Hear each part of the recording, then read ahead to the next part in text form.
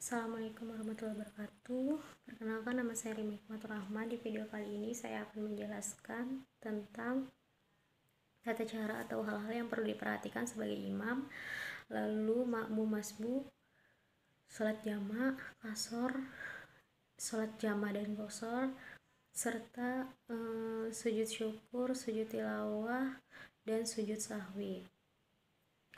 Baik, yang pertama tentang menjadi imam. Sebelumnya ada hal-hal yang perlu diperhatikan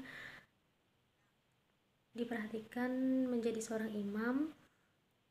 Yang pertama, memahami serta mengetahui makmumnya dan kondisi atau tempat bagaimana dia sholat. Yang kedua, meluruskan saf sholat, yang memendekkan bacaan sholat, membaguskan bacaan sholat.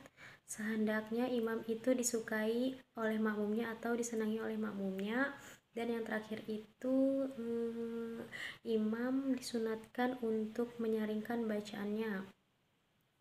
Lalu ada menurut Syekh Wahbah Al-Juhaidi mengenai syarat menjadi imam, yaitu ada 9 syaratnya, yaitu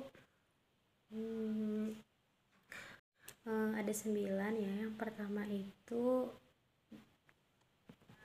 Islam, baligh, berakal, laki-laki, suci dari hadas, bukan makmum, bagus bacaan dan rukunnya, selamat atau sehat, dan yang terakhir itu kasih lafaznya.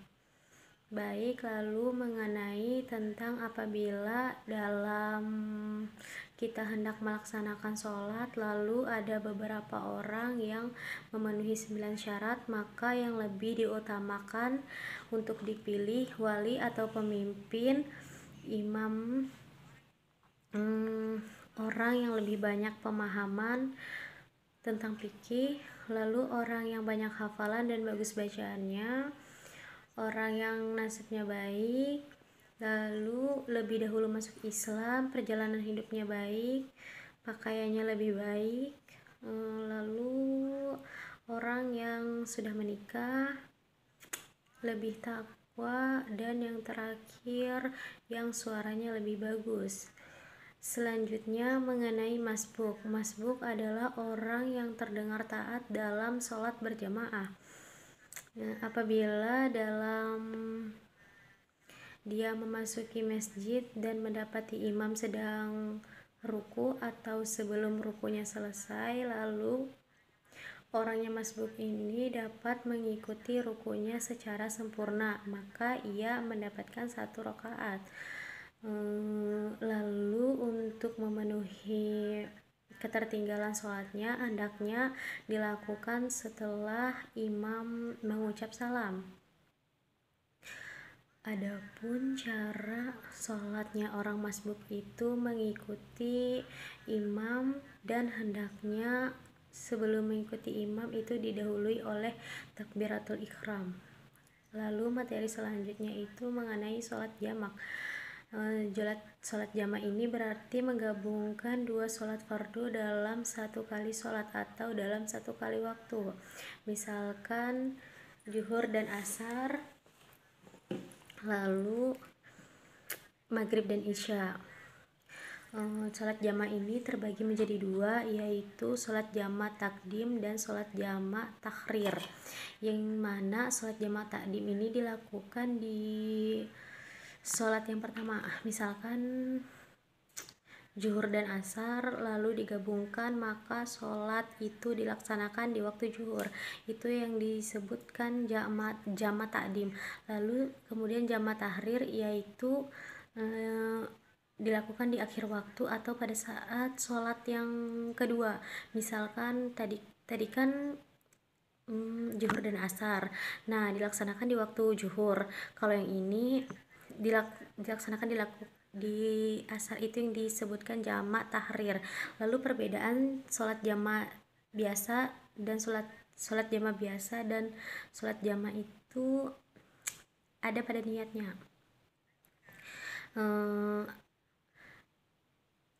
Adapun jama' takdim, yaitu niatnya usolli fardo, ini zuhur dan asar, usolli fardo juhri arba'a raka'atim majamu'an bil asri lillah fardo lillahi ta'ala.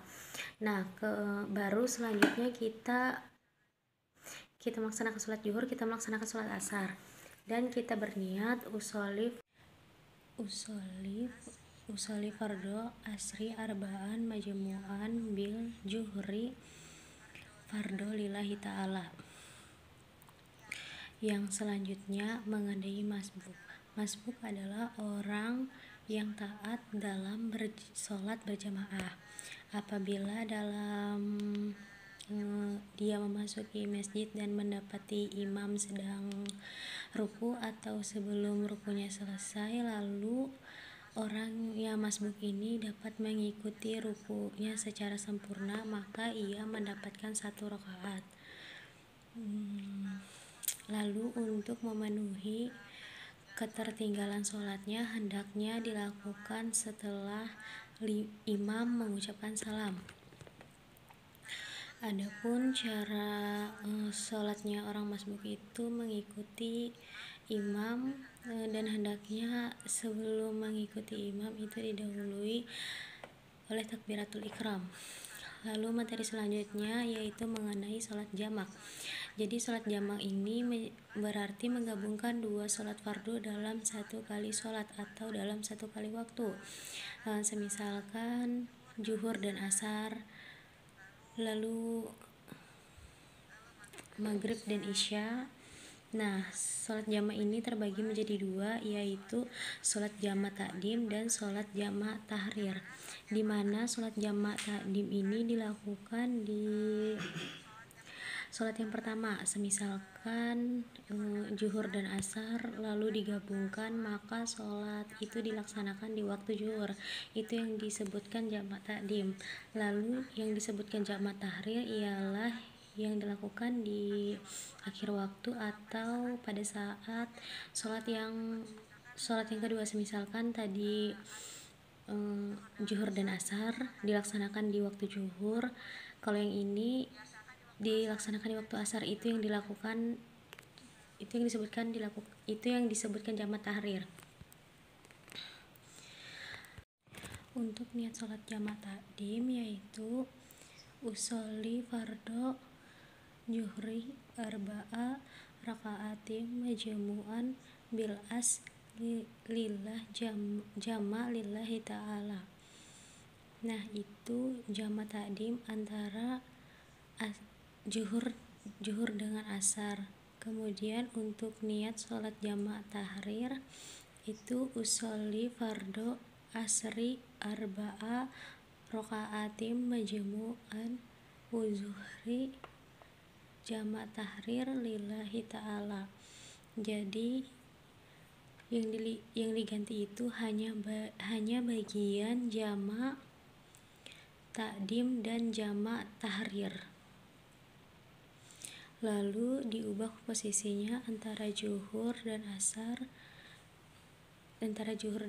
Kalau zuhur duluan berarti itu jamak takdim, kalau asar duluan itu berarti jamak tahrir. Lalu berikutnya mengenai sholat qashar.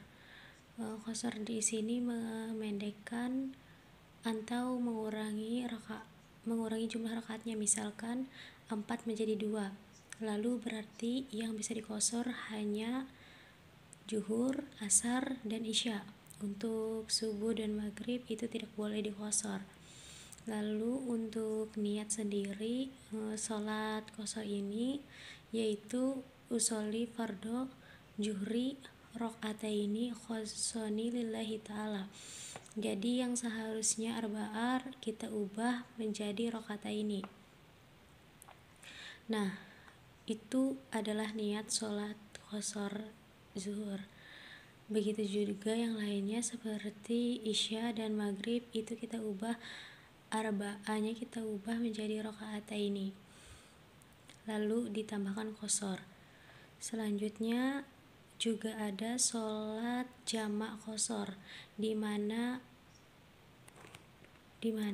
sholat di mana dia menggabungkan antara sholat jamak dan qashar. Tadi dia menggabungkan dua sholat di waktu berbeda dan memendekkan atau mengurangi jumlah rakaatnya, seperti sholat zuhur dan asar di jamak qashar. Berarti keduanya dilaksanakan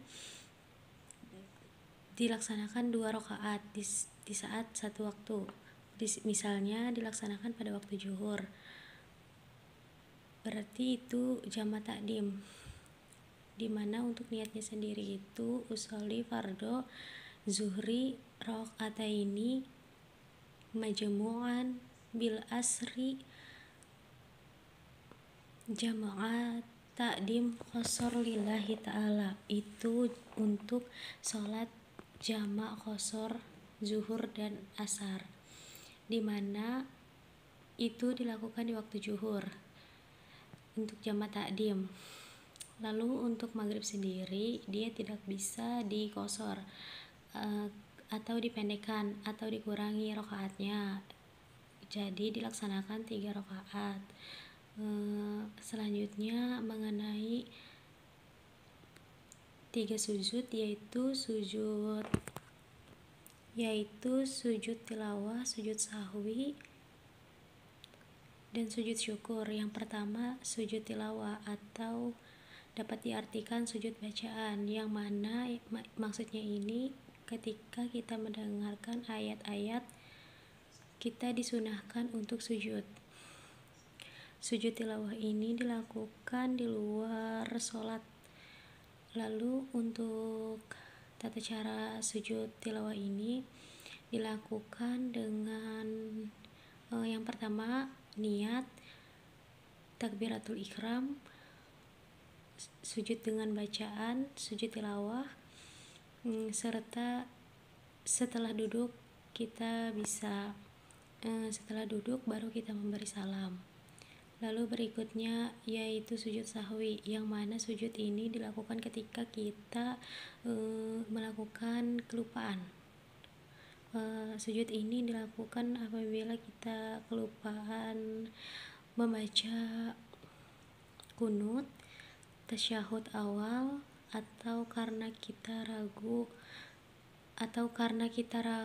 dengan jumlah rakaat, ruku atau sujud kita, atau kita kelebihan.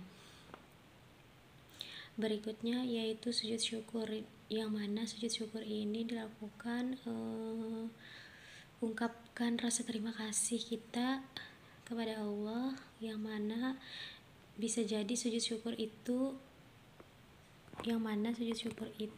bisa jadi rasa syukur kita itu datang dari kita dihindari dari bencana, atau kita diberikan rezeki yang melimpah atau sangat berharga atau berarti bagi kita. Lalu untuk hukum sujud syukur ini sunnah, yang mana boleh dilakukan dan apabila tidak dilakukan tidak apa-apa dan tidak berdosa. Mungkin sekian yang dapat saya sampaikan materi PPI pengalaman praktik ibadah ini. Sekian dari saya, kurang dan lebihnya saya mohon maaf. Wassalamualaikum warahmatullahi wabarakatuh.